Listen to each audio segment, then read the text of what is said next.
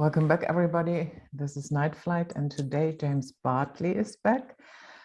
His website is cosmicswitchboard.com, and he has been a guest here many times, so he does not really need an introduction, but surely current events made it necessary, at least to me, to talk to him, because I would like to pick his brain. He is very well versed in military history and so forth. So we will have a look at that, what's going on. James, welcome back. Thank you, Judith. Pleased to be here. Yeah. So let me start by saying the last days and weeks before the Russian invasion started, I experienced, especially Joe Biden, you know, like coming up with a new date every 5 minutes. Yeah. And yeah, it will definitely start that day. No, it is 16th of February. And yeah. And I caught myself thinking, is he trying to speak this into existence, or what is going on here? Because on the other hand, if you start crying wolf every 5 minutes and nothing happens, then of course, after a while, people are no longer listening. Yeah. So what did you make of that time? Did you find that odd, or was that just general play? Well, when Biden Digital Joe talks, I only look at it these days. I only look for comedic value in it.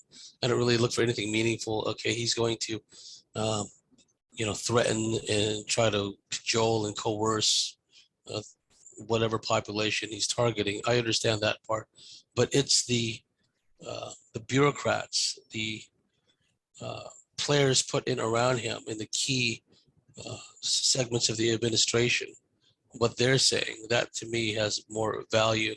And definitely what they're pushing for is expanded war.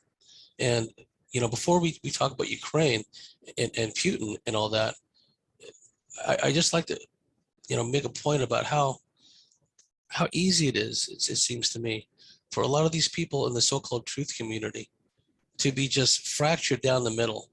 Yeah. Where whatever happens, even something if it's organic, even if something is spontaneous, even if something is coming from a heart-centered, sincere desire for freedom, everything is like tinged with the aspect of psyop, of a hoax, of this is just to lead the people in. It's a big loosh fest, to the point when, just a few weeks ago, when en masse, all these truckers in Canada wanted to make a point by going to Ottawa and making their presence felt, there were people in sub-zero temperatures lining the roads, waving them, cheering them on, and then spontaneously there were convoys of tractors headed for Ottawa. Now, the perfected, all-knowing, all-wise beings in the truth community, they said, that's all a psyop. It wasn't the Simpsons, before, right? So that's a big loosh fest, all those people freezing and cheering on the truckers, and how it engendered this worldwide desire for freedom and for mobilization, essentially. Oh no, that's just a big psyop.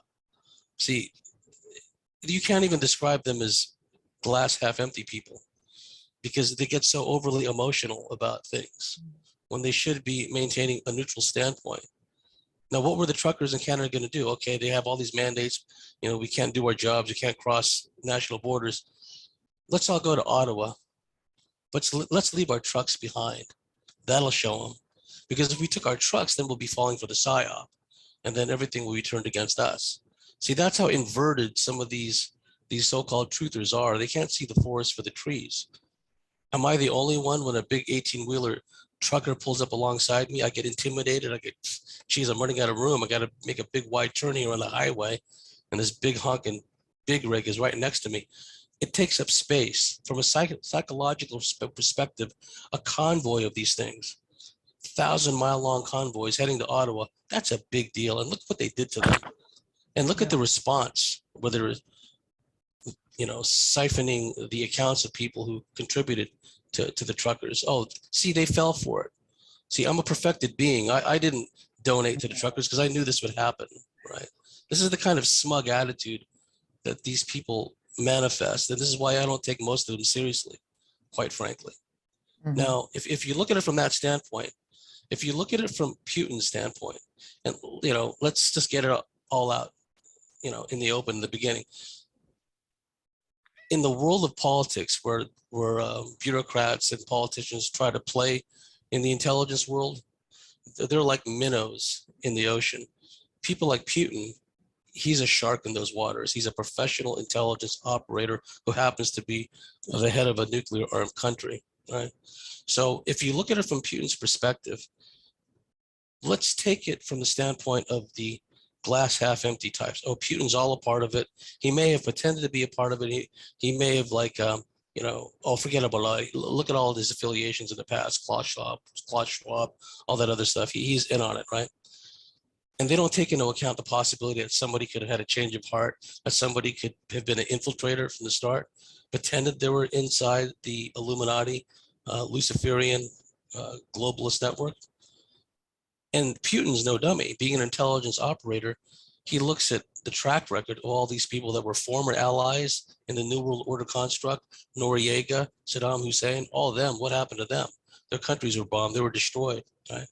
And so if you look at it from a psychological profile perspective, what could be done to destabilize Russia and compel Putin to make a move? Yes, from a psychological profile, everything that was done leading up to his moving his forces into the two provinces was predictable from a psychological standpoint and also from a national security standpoint. See, because the people that are glass half empty, they're thinking, oh, Putin's all a part of this. This is all a big charade. It's a psyop, a distraction. But Putin has seen the track record. Saddam Hussein, you know, Noriega, bin Laden, all these people who were supposedly allies, they've all gone down the drain. He just happens to be in charge of a huge country with huge amounts of natural resources coveted by the world. He's not stupid because he's a player. He's already made financial arrangements with the Chinese and other countries. And then the glass half empty types will say, well, you know, when he gets all the sanctions and then he responds with his sanctions against the West, that only hurts the people in the West. So it just shows that Putin's all a part of this, that it's all a front. No. See, that's a very simplistic way of looking at things. Because if you have a situation where NATO has been threatening for a long time to move their forces, implying they're going to move nuclear weapons there, and Zelensky even wants nuclear weapons and even implied he would use them in the areas where there were like rebellions, let's say, when really he's trying to wipe all these people out. He's such a madman, this comedy dancer, that he's threatened to use nuclear weapons in what he believes is his own country. Okay, what kind of person would even think like that? So if you look at it from the Putin standpoint, some of the harshest criticism from people that have a better understanding of this, they're saying he moved in too slow, that he was so worried about incurring unnecessary collateral damage, civilian casualties, et cetera, that he just didn't unleash his forces the way he should have, which allowed, by not doing so, it allowed, you know, all these militias, all these Nazi factions to take up shelter and set up strong points in civilian areas. But, you know, a lot of those civilians want to be under the Russian, you know, protection anyway, right? So it's a deep subject. The oligarchs, a lot of them were essentially mobsters who had taken over the key infrastructure of oil and mineral resources and the pipelines and everything else. So it's simplistic to say that Putin is all just a part of this. I think that he's, at this point now that he has not moved in and cleaned out the place essentially, he's allowed Western zombie media to really demonize him and villainize him. Prior to this, he may have thought, what do I care? You know, what can they do to me, right? But maybe he didn't realize the power and influence that the spell casting on a planetary level, where they just generate all this hate and angst towards Russia. So every little thing that goes wrong in the world, it's because of Putin now, right? So, to answer your question, I think that Putin sees this as an existential threat. I can't speak for his motives. I don't know all the details of his background, whether he was an infiltrator into the New World Order, whether he was, he thought maybe it would be a good idea to be a part of it and had a change of heart. But there are things about Russia that these glass half empty types don't seem to understand. It's a largely Christian country. One of the things that Putin did in the recent past is he's gotten rid of all the leftist, woke-tard, social justice warrior teaching schools, curriculum. All that's gone now. The media that just keeps pushing all this leftist, gender-bending confusion and socialism, that's gone now. Somebody find me a country in the so-called West where the government, so-called, has gotten rid of the leftist, socialist, Marxist media and Marxist think tanks, Marxist school systems. Putin's gotten rid of them, right? And also, when you look at it from the Ukrainian standpoint, these so-called neo-fascists, as you know, being yourself a student of history, Judith, they're not just a holdover from World War II. They're a direct lineal descendant from World War II, when the head of German intelligence in the East, he became a general eventually, Reinhard Gehlen. He was head of Fremde Heer Ost, Foreign Armies East. In other words, his job was to determine the order of battle of the entire Soviet Red Army, Soviet Air Force, Soviet Navy in the Eastern Front. Not only that, he was responsible for setting up behind the lines guerrilla warfare organizations like the Vlasov Army, like the Bandera, Stephen Bandera. They helped to, at one point, they incarcerated him for a while, Bandera, and later on they let him out on the understanding that he would fight against the Soviets. And then after World War II, he played a role in, like many Ukrainians, people from Belarus, people from the Baltic countries.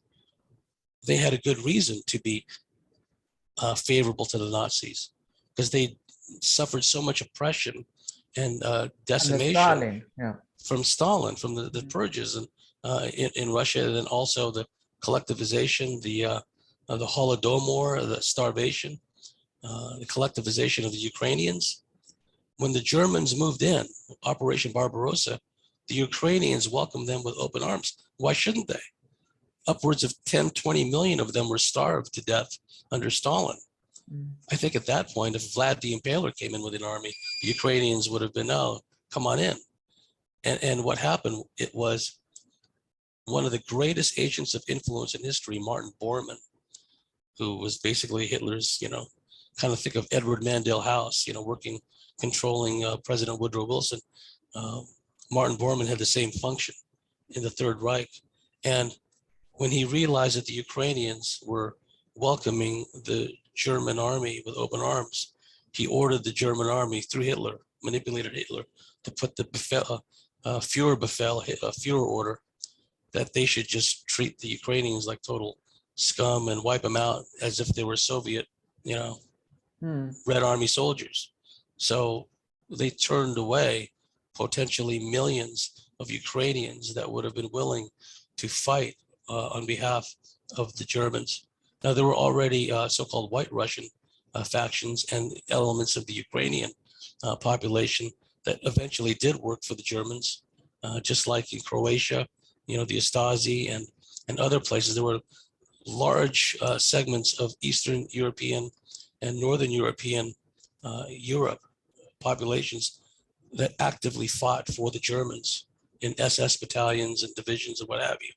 So it comes as no surprise that out of that process, first the Germans under Reinhard Gehlen, head of German intelligence in the East, creates all these stay-behind parties, partisan groups to fight against Soviet Red Army, but how they would be co-opted after World War II, first by the Office of Policy Coordination, which was under the State Department, and later with the creation of the CIA.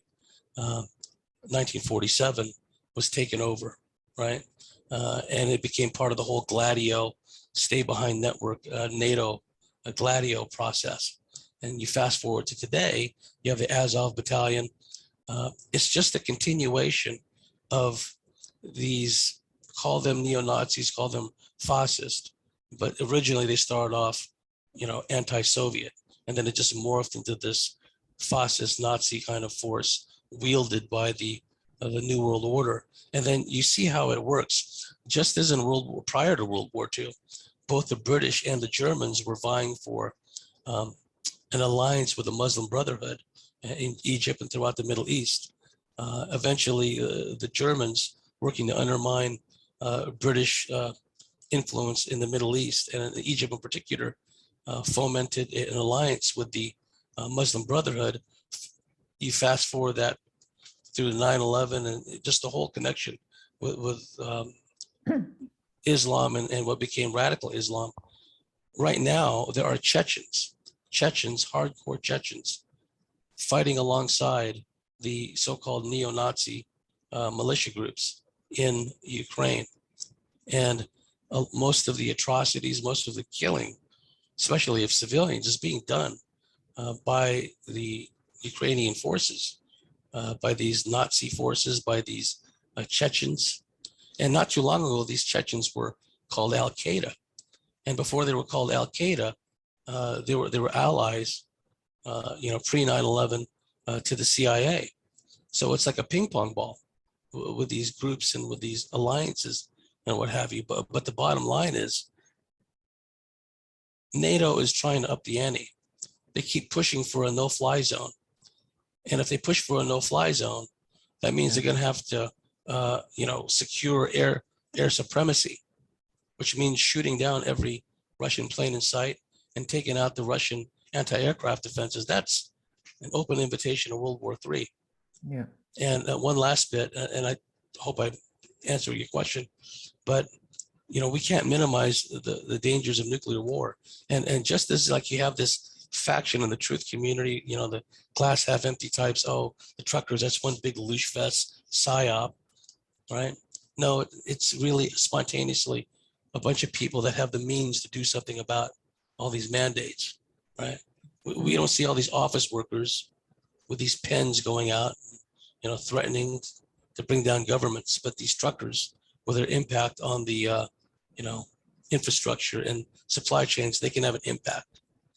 And it's similar with the threat of nuclear war. You have these so-called experts in the truth community. You say, oh, nuclear weapons, it's another hoax, right?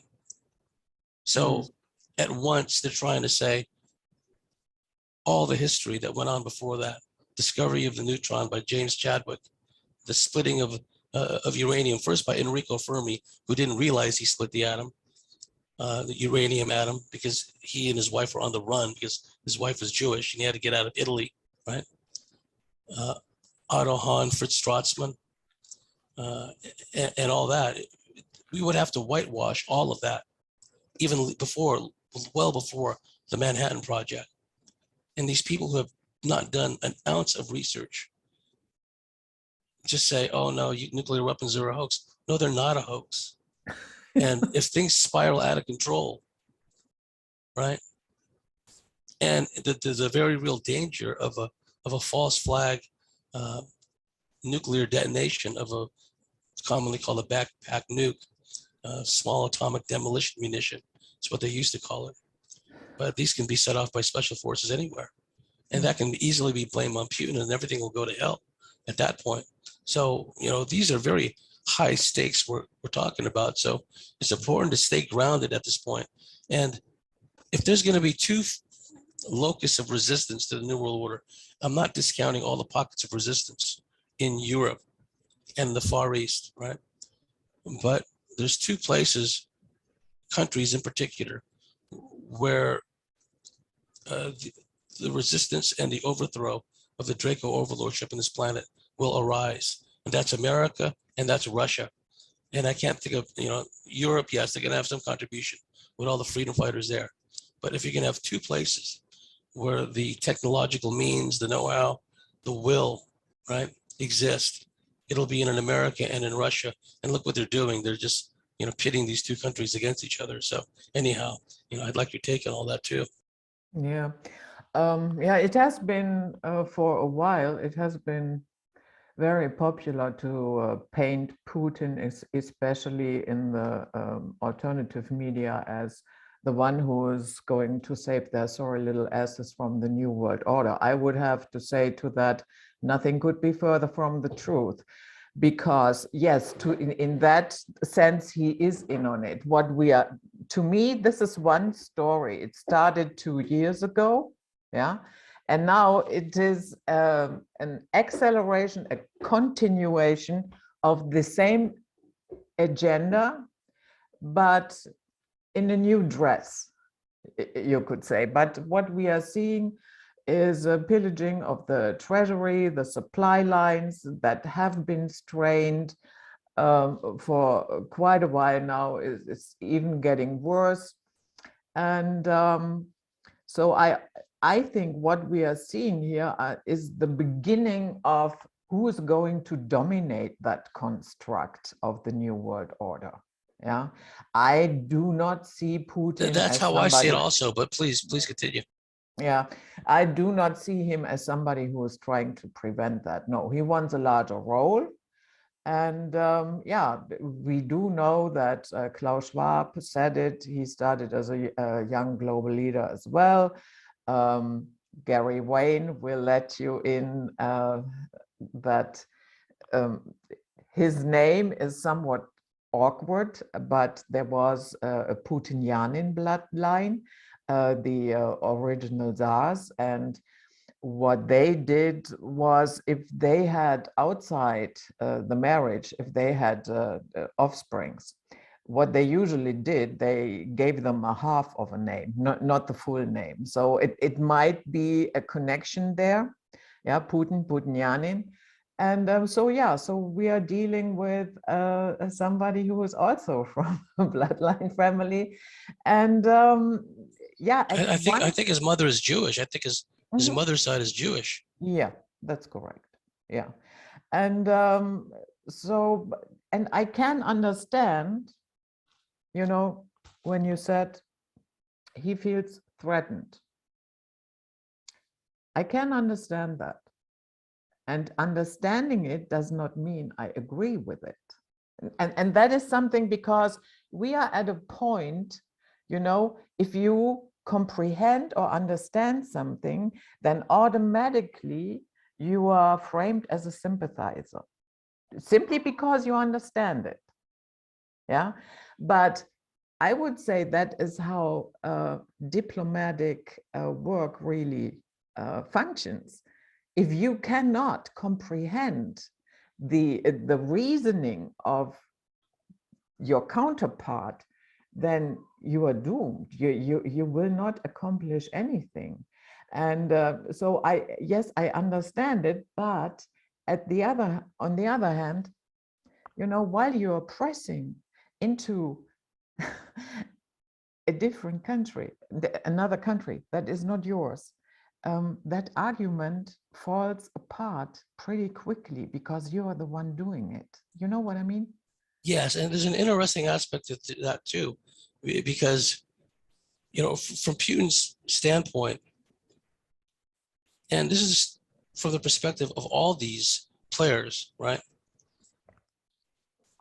who want to carve out their piece of the pie, and ultimately, for security purposes alone, essentially control the whole planet if they can manage that.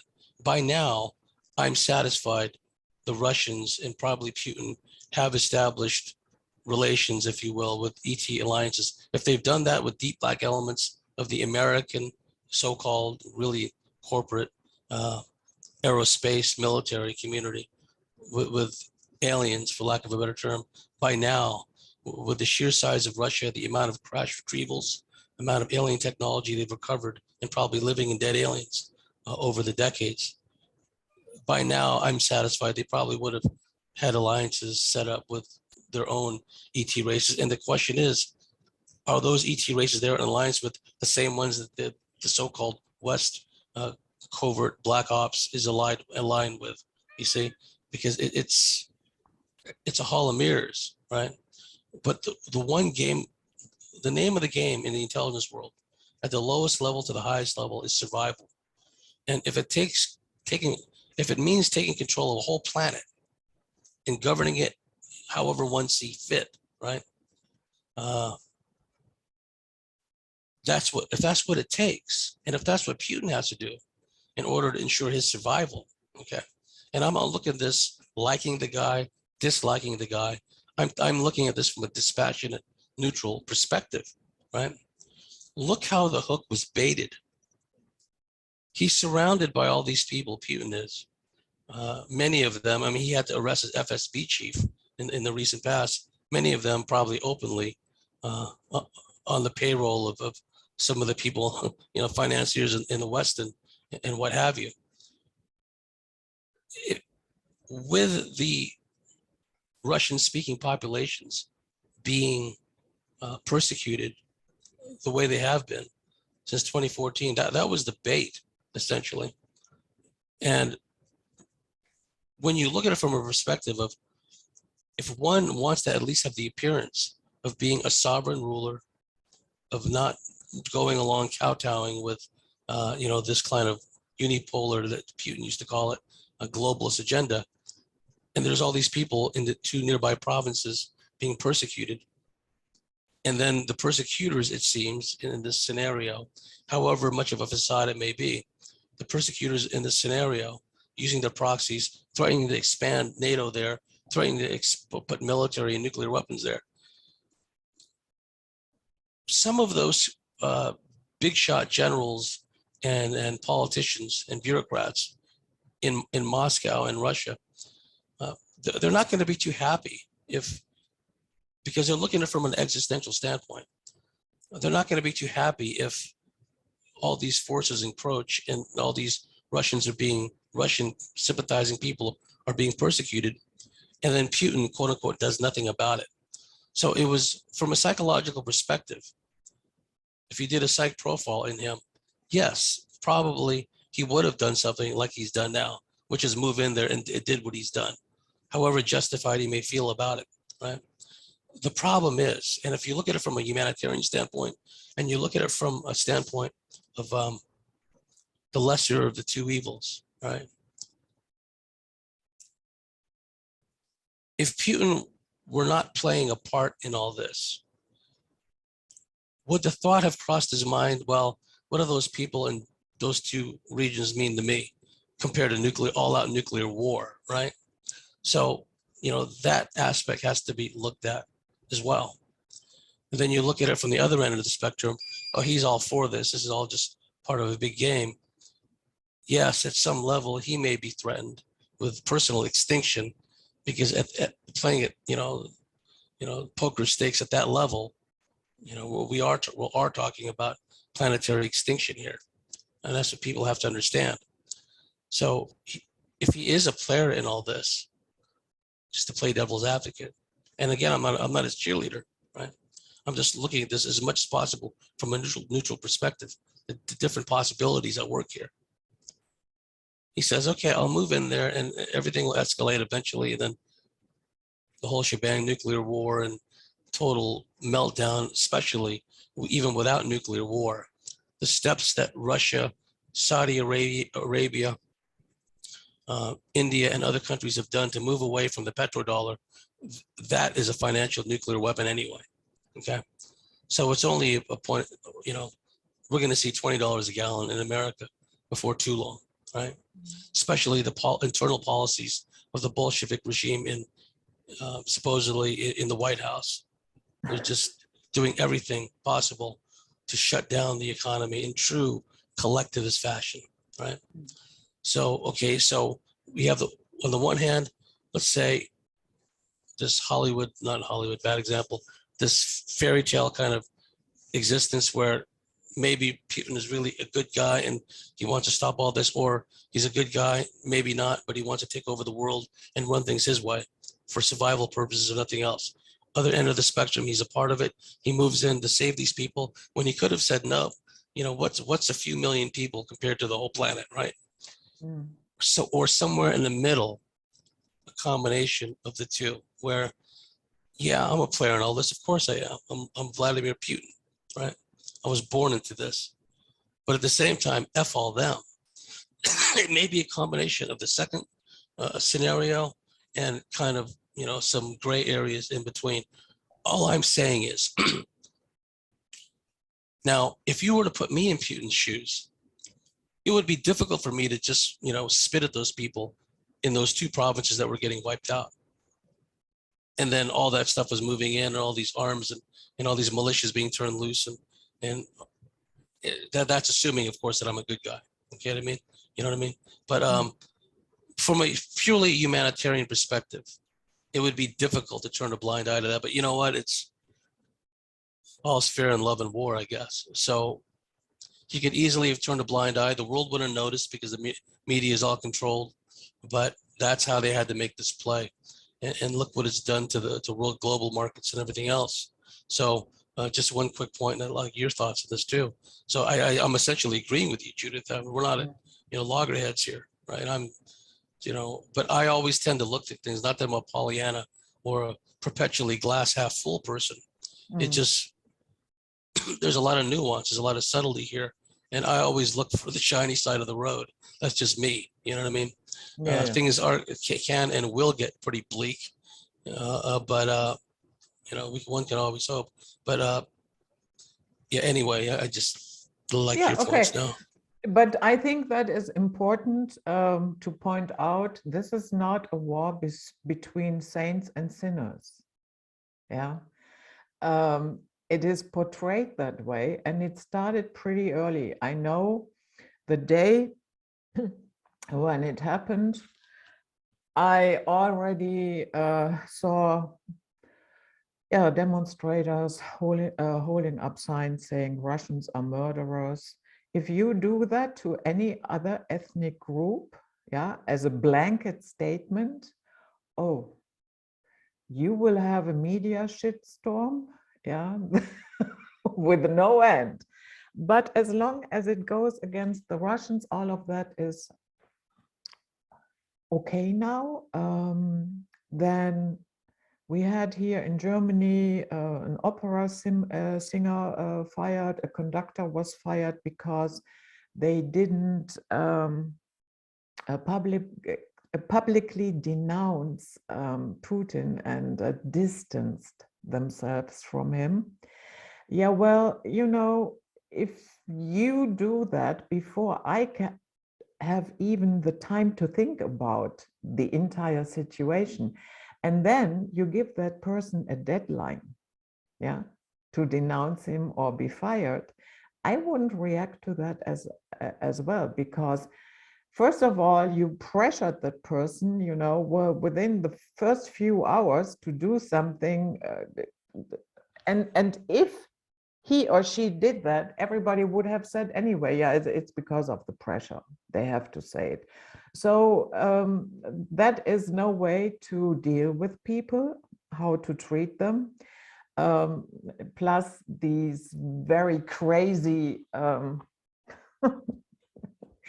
for instance, my little cat, she can could no longer compete. I'm not taking her to competitions. She's a Russian blue. Yeah, that is her breed. So excluded. Yeah, the International Cat Association has said so.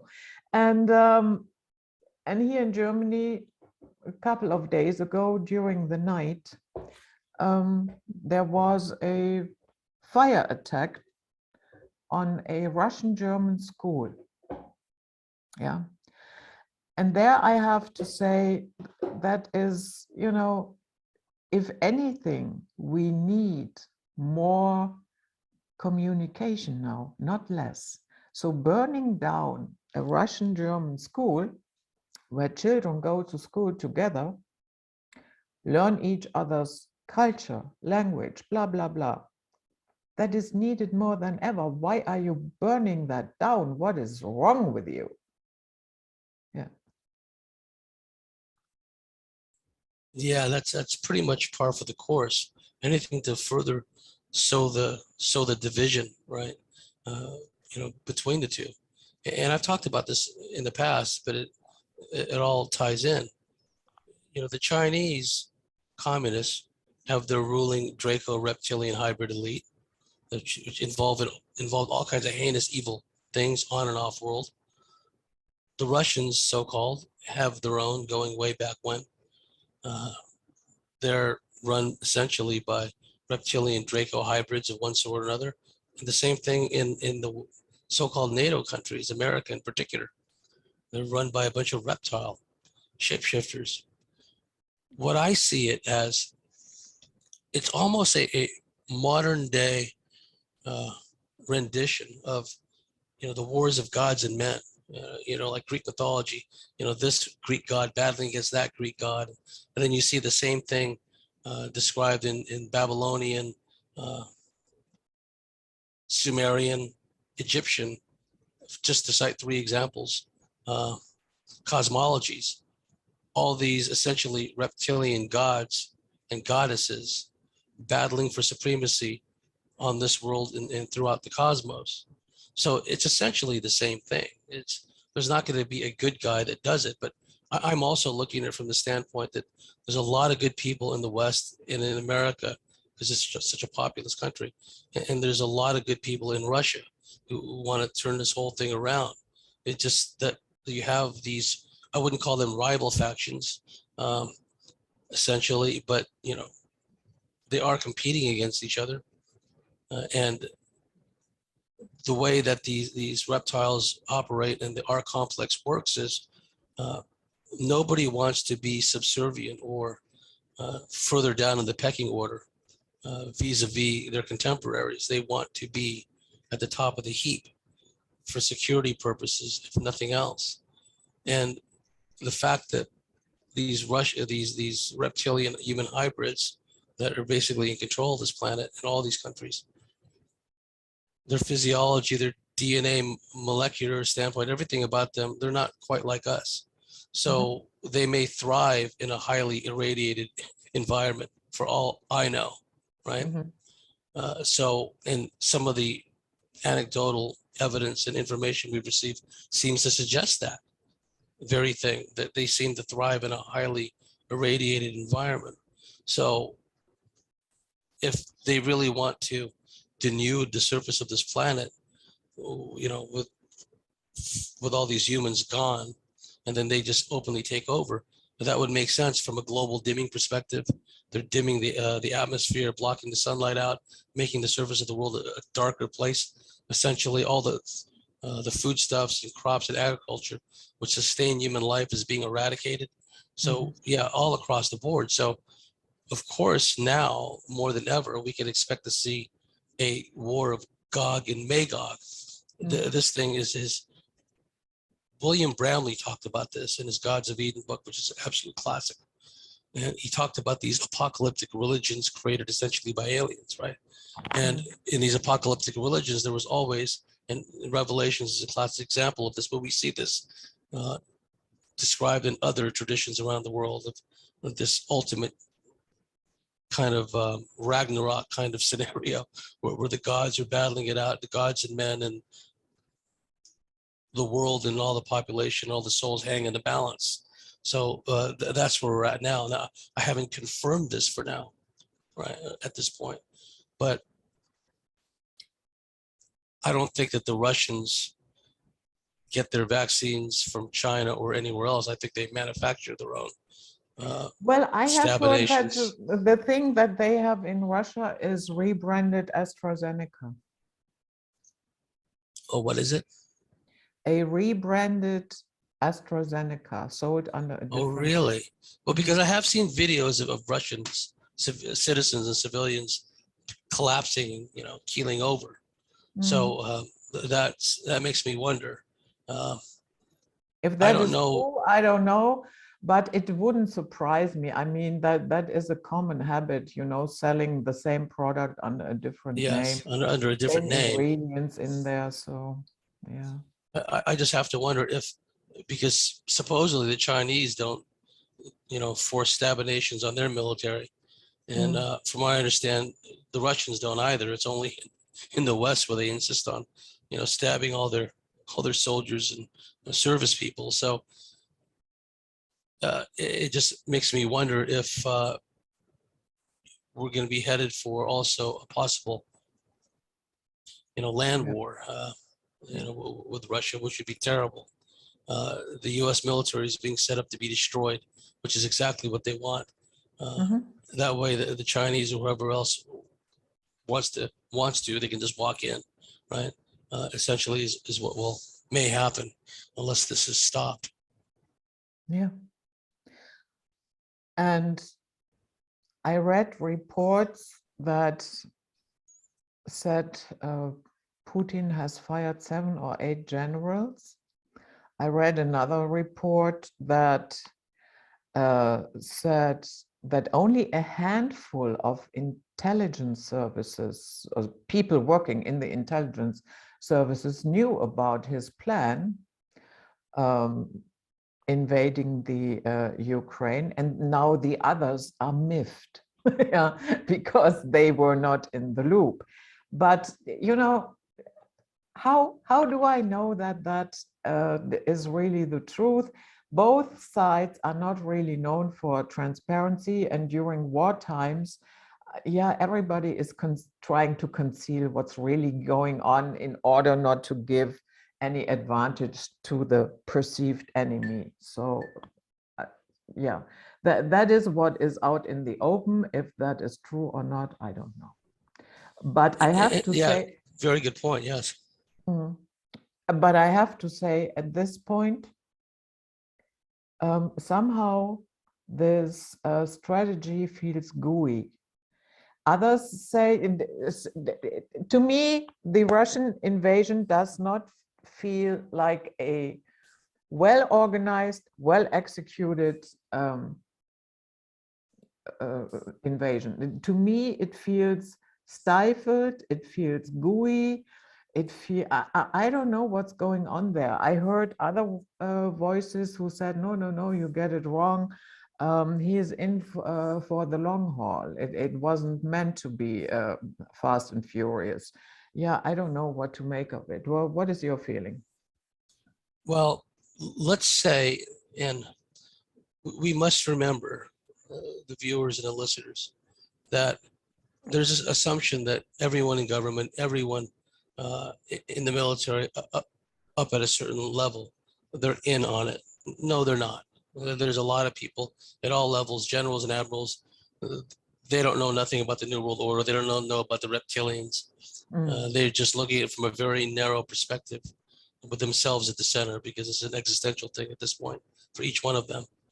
So I would imagine that the ground commanders in the two regions are getting upset at not being restrained and being handicapped by Putin, because from their perspective, and I can understand this, especially if they're not in on the big picture, and even if they're aware of the big picture but are out of the loop, they're just seeing casualties every day in their troops, when they know that if they just take the kid gloves off and do what they're capable of doing, they could wipe out the opposition. Yes, there's going to be civilian casualties, right? They're already making Russia to be this big villain in the piece where they're committing all these atrocities anyway. So from the perspective of the ground commanders, I can definitely see them getting increasingly frustrated at not being allowed to do their job, essentially. And then this angst and anger being directed at Putin. So he's starting to feel pressure. And we can draw a direct parallel from that standpoint, from the standpoint of when we get these reports of Putin firing his FSB chief, firing his generals, et cetera, it gives this sense of instability, like Putin's not in control. Things are spiraling out of control. And we saw this in the tail end of the Trump administration, right? Where all these people would come to him with all this great advice, but he had this team of lawyers, and he had all these insider Luciferians throughout his administration. That even in our example, if Trump really was a good guy and wanted to really make meaningful change, beneficial change, he would have been thwarted anyway, right? And that's even assuming that he was a good guy, which I never bought into that aspect of it. He was a lesser of two evils to me, is the way I saw, Donald Trump. But in a way, it could be similar with Putin, that they're trying to create this impression of instability in his cabinet, where he just mistrusts everyone. He's this Hitler type character who's, just out of control and yelling and screaming and firing people, out of sheer paranoia. That's, it seems to be the impression that some people are getting out of this. On the other hand, playing devil's advocate, or at least looking at it from another perspective, he could just be weeding out people that he just simply doesn't trust. And at this stage in the process, right, where the stakes are so high, I don't want incompetent people around me. I don't want stupid people. I don't want treacherous, ambitious people around me, right? These people live lives, many of them, like the old Roman emperors did. Oh, it's great. The guy's a Roman emperor. He could be assassinated tomorrow, right? So, from that perspective, I could see how getting pressure from the field commanders, Putin is tying our hands behind our back. He won't let us do our job. We're taking all these casualties. We could have finished this up weeks ago. And on the other hand, kind of getting rid of all the malcontents and others around him. What's the purpose behind that? So it's different ways you could look at it. And because I can't get into his head and his motivations, and, we just have to, watch and see how it plays out. But it's not surprising in general war terms, if you want to look at it from a conventional military history standpoint, for a commander-in-chief to fire incompetent people, right? Hitler shelved some of his best generals during World War II, right? In American Civil War, Abraham Lincoln kept putting these idiot generals in command, and when they would mess things up, he would replace them with another idiot general. So those things do happen. Again, because we're not privy on the inside, all we can do is look at the result. At this point, I guess I'm willing to accept any crumbs they throw at us. At this point, anything short of all-out escalation, nuclear war, and economic crash, as long as that process can be stretched out and delayed over time and somewhat de-escalated, right? I'll be a happy camper. So let's say, okay, we cannot really know why it feels that gooey, yeah, why it feels stuck somehow.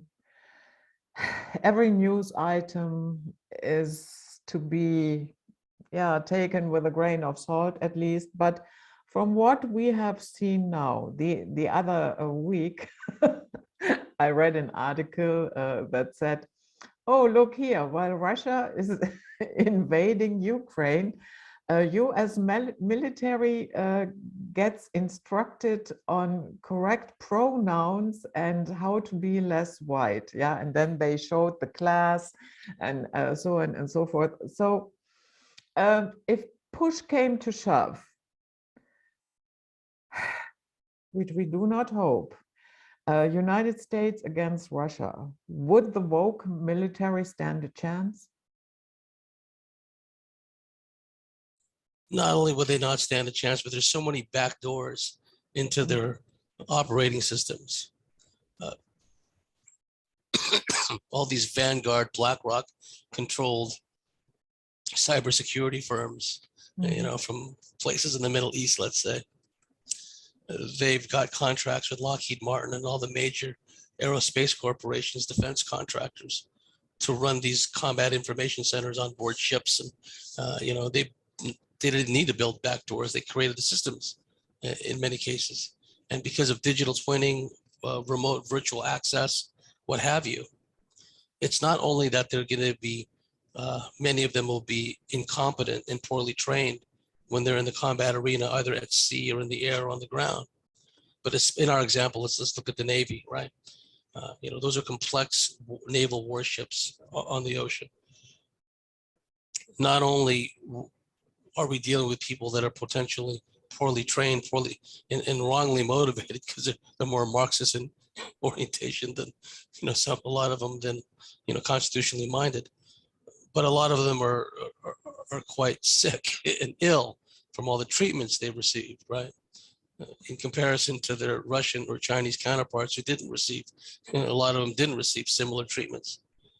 So, the combination of all these backdoors by all these cybersecurity companies working in conjunction with Lockheed, which the seed money for Lockheed was provided by the Rothschilds, surprise, shortly after the start of the early 20th century. All the major aerospace giants today we take for granted all had their seed money from Rothschild / Rockefeller, mostly Rothschild money from the beginning. Okay, so it's not so much that these Vanguard type, Israeli cybersecurity type firms get these contracts to not only run Pentagon and Defense Department systems, but also, the weapons manufacturers, weapon systems contractors themselves. They have contracts with them. At any moment, even if the crew, the entire crew of a naval vessel wants to fight, wants to win, anything can happen. The radars start going haywire. Their combat information center goes kaput at a critical time. They start getting all these false blips and false, images on their sensors and radars. Anything and all of the above can happen, and I expect that's exactly what's going to happen. Right? Mhm. Like, for example, an F-35 crashed in the South China Sea, right? And there was a mad scramble to get to it before the Chinese did. Well, the Chinese aren't interested in the plane because the plane's a joke. What they are interested in is, the avionics, the electronic warfare countermeasures, all that stuff. The extra packages. That's what they want. In a real shooting war between the American forces and the Russians and American forces and the Chinese, no, it's going to be one-sided. All these carrier battle groups, all these amphibious ready groups, they're going to be wiped out, and it's just going to leave America completely naked. And that's what they had in mind, because from the Secretary of Defense down, they're all, you can't even call them traitors. They're just Luciferian hybrid scum, right? You look at the Secretary of Defense in the U.S. You look at the chairman of the Joint Chiefs of Staff, Milley. He's really pushing all this woke stuff. I mean, what kind of, you look at all the generals and admirals that came out of World War II. I mean, the guys they have in command now are nothing like them. Completely 100% polar opposite. So the whole intention is to just wipe out the U.S. Military from within, corrupt it from within, and just leave the whole thing, ripe for exploitation by all these transnational corporations and by the Chinese as the executors, as the the force dynamic to exert the will, if you will, of this whole global communist transnational system. So would you agree that it's a highly volatile situation, and I would say we are not still out of the woods with Taiwan?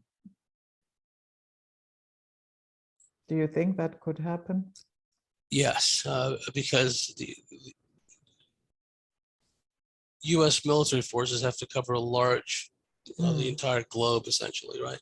So the forces they have in the Western Pacific, up till now they've been contesting the Chinese Communist Navy over freedom of navigation and all this other stuff, all these other excuses, and also there's resource wars going on in some places, so-called Mischief Islands off the Philippines and other places. So, there's an element of resource wars as well. But Taiwan has been set up as a permanent flashpoint, just like India, Pakistan, other places, Ukraine and Russia is a classic example of that. These places that have been set up as permanent flashpoints that could be ignited at any time. And so if the CCP makes a serious move against Taiwan and Japan, the Chinese can fight a protracted war. They can fight a war of attrition. And like I said, with all the backdoors into all the combat information systems and all the weapons systems, what have you, in the American Navy, and the fact that they're using planes like the F-35, which is a complete waste of money. It's a hugely expensive weapon system, but it's a joke. I just don't see anything really. It's going to be up to the Taiwanese to defend themselves largely. The U.S. 7th Fleet could make an appearance, but they're just going to disappear under a hail of hypersonic anti-ship missiles. Right? When you listen to these talking heads in these think tanks in America, and they say, "Oh, the Chinese, they have no deep water experience, and they're mostly like a coastal kind of navy, and they're not a blue water." Nonsense. The Chinese have been on the high seas since the 15th century. They're the ones that brought all that stuff to Italy and then created the Italian Renaissance. Admiral Zede, if memory serves, if I'm pronouncing his name correctly. He was a eunuch, but he was a very good admiral. And he commanded a large fleet. So the point being is the Chinese have been on the high seas since the 15th century at least. So when these talking heads say, "Oh, the Chinese, they don't have this experience the way the Americans do," they're looking at it from a World War II perspective. When the Americans had these huge carrier task forces, rampaging in the Pacific and launching all these carrier strikes, that doesn't happen anymore. The era and the age of the carrier battle group is over with the advent of especially hypersonic anti-ship missiles, which are unstoppable. The Chinese won't have to send an airstrike against the carrier battle groups. Just send missiles and wipe them all out. So there goes the intervention, right? Mm-hmm. And what they can do to add more fear is just, I don't know how they would play it out in the media, but they could say, "Oh, look at these treacherous Chinese, they wiped out our whole fleet," right? And that would just be one more huge dose of fear and negativity foisted upon the TV viewing audience, right?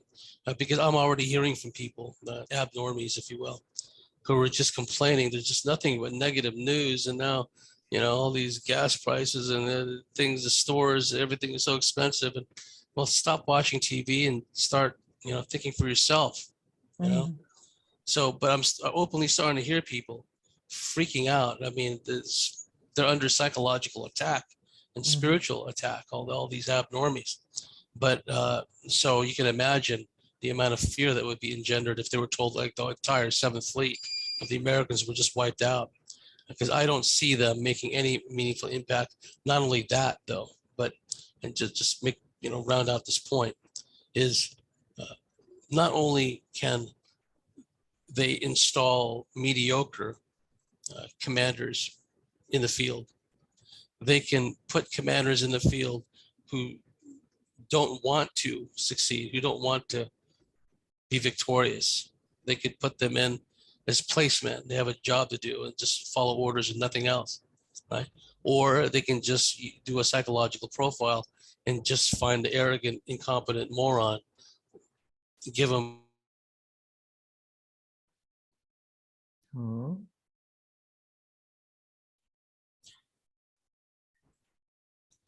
So it's not too difficult to thwart one's own efforts in war. There's a lot of ways to do it. It's been done many times. So to answer your question, yes, the U.S. military will be no match for either the Russians or the Chinese. They will be wiped out. Okay. So, yeah, that was a first great hour. And I thank you so much for your insights. And of course, we should not forget, we just entered the season of sacrifice, which is a very, very interesting occult season. And we definitely will also talk about soul contracts, the spiritual fallout that goes along with all of it. And yeah, we will see the patrons on the other side. And until next time, bye-bye.